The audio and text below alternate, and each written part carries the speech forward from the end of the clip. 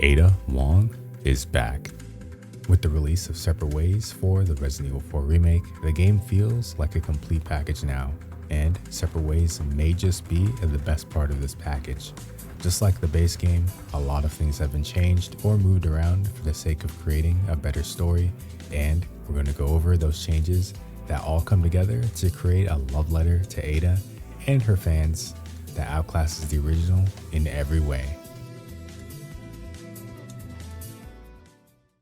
Let's start off with the characters themselves and how Ada interacts with them. Luis being first on our list. In the original, Ada and Luis barely interact, even though the whole point of Ada being in the area is to retrieve the sample from Luis in exchange for his rescue. But this is the extent of their relationship.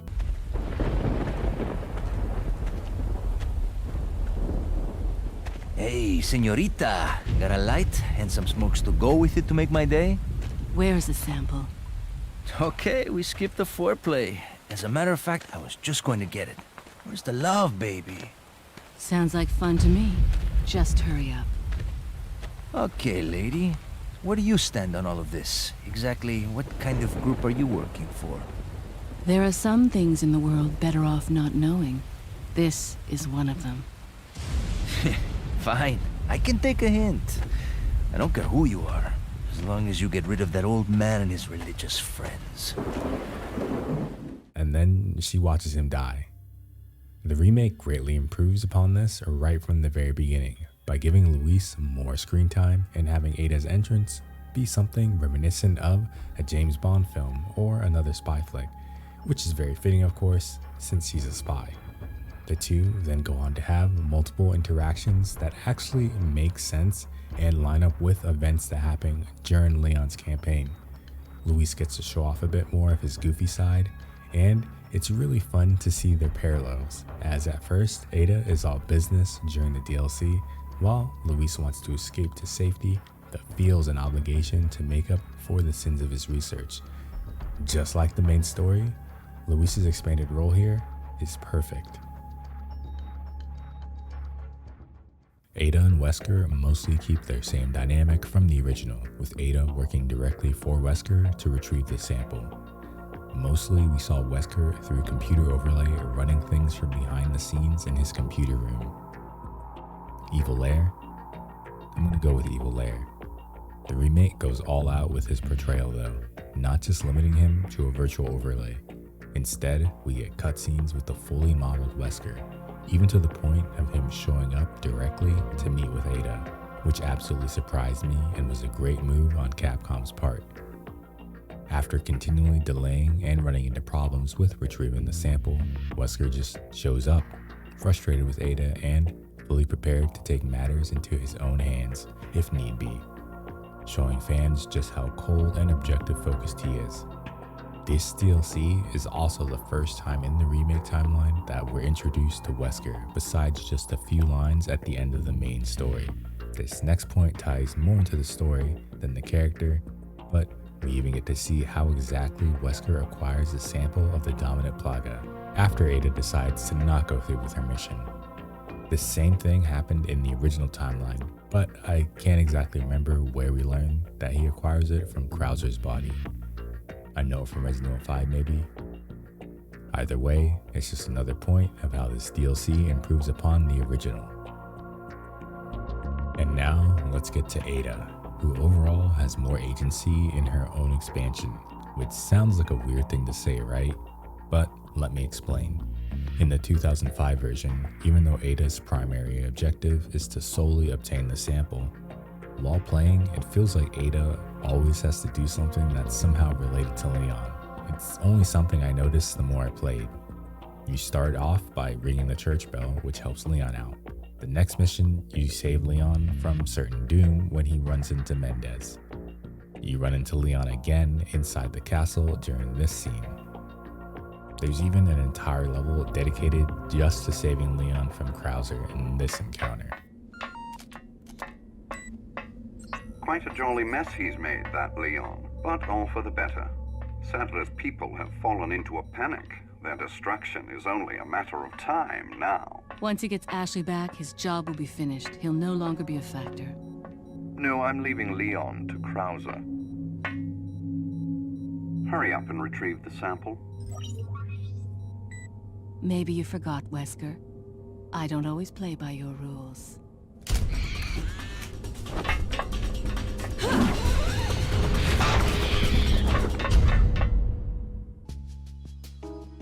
I bring this up not to complain about it, because all of these scenes show up in the remake as well, besides the second castle one, but instead to praise the remake version providing more cutscenes with Ada, more of Ada doing awesome things that have nothing to do with Leon, and more insight into her character and how she's changed since the events of Resident Evil 2. If there's one thing that I'd have to say is my favorite part about the DLC, it would be its ability to show us that Ada has the capability to carry her own solo game if Capcom wanted to indulge us in that. That Ada is her own character with her own interesting motives and stories to tell, independent of whether or not Leon is in the story with her. Along with getting more agency as a character, Ada also gets some of her own unique bosses and areas. Yes, most of the areas you go through are just a retreading of the main game, but the big change here is the grappling hook. Traversing the same areas but in a different fashion might as well be a new coat of paint. And while you can't freely zip around to everything like your Batman, it's just another way of differentiating Ada from Leon. Just like how all the way back in the original Resident Evil 1, Chris could take more damage in exchange for less inventory slots, while Jill had less health but more inventory. Going back to Separate Ways, this even applies to the way they fight bosses. Take El Gigante for example. Leon is bound to the ground, evading it until being able to do direct damage to the Plaga. And meanwhile, with the use of her grappling hook, Ada can take to the rooftops and rain bullets down on the boss until gracefully swinging about to do some real damage. Comparing how these two fight the same bosses is night and day, even down to regular combat. The use of Ada's grappling hook allows you to set yourself up and zip in for a quick melee that you set up from afar. And besides just being extremely cool, you can even just use it to get away from being surrounded. U3 also returns, but this time in a way that makes sense and with proper setup rather than just some random dungeon monster that's under the island. With its return also comes a short but well done hallucination section during some of its boss fights, which is a nice nod to one of the previous versions of the original Resident Evil 4 that was shown at E3, known as Hallucination. I'm gonna say something a little taboo here, but I never really cared for this boss in the original. It just kind of showed up. I killed it and then immediately forgot about it because the Krauser battle was right after. Moving the fight to Ada replaces the missing Krauser fight and gives her something completely original to deal with. Ada also received the laser hallway that was missing from the main campaign, and again, it's a perfect fit for Ada, performing impossibly acrobatic leaps through deadly lasers while being chased by a wild experiment just screams Ada Wong. Sorry, Leon.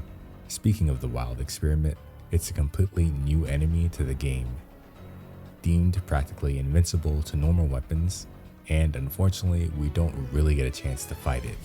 Instead, we have to run from it, but in exchange, the lasers get to do their job, providing us with this sick kill that's super familiar. Of course, I also have to mention my favorite boss fight from the original, the Human Saddler fight. The remake version of this fight completely outclasses the original in pretty much every aspect, from the claustrophobic boss room to Saddler's expanded moveset. He actually gave me the most trouble on my initial playthrough on hardcore. He killed me a handful of times, but you know what? I was having fun the entire time. All in all, Resident Evil 4 Remake's version of Separate Ways is a complete improvement upon the original, just edging out Resident Evil 5's Lost in Nightmares expansion as the best DLC in the series. It really just completes Resident Evil 4 Remake. While some people still prefer the original RE4 over the remake because of certain changes, which is perfectly fine. Everyone is entitled to their own opinion. But in my eyes, if you're looking to play Separate Ways, there really isn't any reason to go back to the original other than a nostalgia. Or I guess if you wanted to fight Krauser again. Thank you for watching.